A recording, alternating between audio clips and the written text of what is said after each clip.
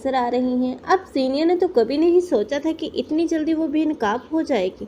जिस इसरार को वो बरगला रही थी और ये कोशिश कर रही थी कि फ़रियाल के साथ उसका रिश्ता ख़त्म करवा दे, लेकिन अब इसरार की आंखें तो तब खुलेंगी जब महक ज़ीनिया और सीरत इन दोनों की सच्चाई उसे बताएगी। ज़रार को यकीन नहीं आएगा कि उसकी माँ और बहन इतनी घटिया हरकतें भी कर सकती हैं, लेकिन ज़ीनिया जो कि आज तक दूसरों के जज्बात के साथ खेलती आ रही है, उसने कभी नहीं सोचा था कि उसकी अपनी ज़िंदगी इतनी ज़्यादा मुश्किल हो जाएगी, क्योंकि एक तरफ तो अब उसका फ्यूचर, उसके अब ख्वाब है और दूसरी तरफ अब उसका घर और ये बच्चे। अब उसे इन दोनों में से किसी एक का इंतखाब करना है और इस सब में अब वो अपने ख्वाबों को ही चुनेगी।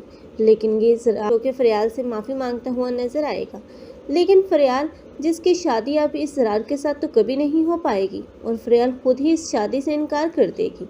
लेकिन जहाँ तक फ़रियाल की शादी की बात है तो फ़रियाल की शादी वाले दिन ही अब उसका अरेस्ट हो जाना, ये सब चीज़ें भी अब ज़ीनिया ही की बदौलत होंगी, क्योंकि ज़ीनिया जो कि फ़रियाल से इंतकाम लेना चाहेगी, इसलिए वो उसकी खुशियों को तबाह बर्बाद करने के लिए उसके जाली सिग्नेचर का सहारा लेकर अब उसे इतने बड़े इल्ज़ाम में फंसाएगी कि अब ये ज़ीनिया जो कि अपनी साजिश में कामयाब हो जाएगी, लेकिन उसकी साजिश कामयाब होकर भी नाकाम ही रहेगी, क्योंकि एक न एक दिन तो शहराम जो कि इस हकीकत तक पहुंच ही जाएगा और उसे वहां पर पता चल जाएगा कि उसकी बीवी की ही जैसे ये सब कुछ हुआ है फ़रियाल के साथ। तब वो फ़रियाल के सामने बहुत ही ज़्यादा शर्मिंदा होगा और वो ज़ीनिया से जब सवाल करेगा तो ज़ीनिया के पास कोई जवाब नहीं होगा।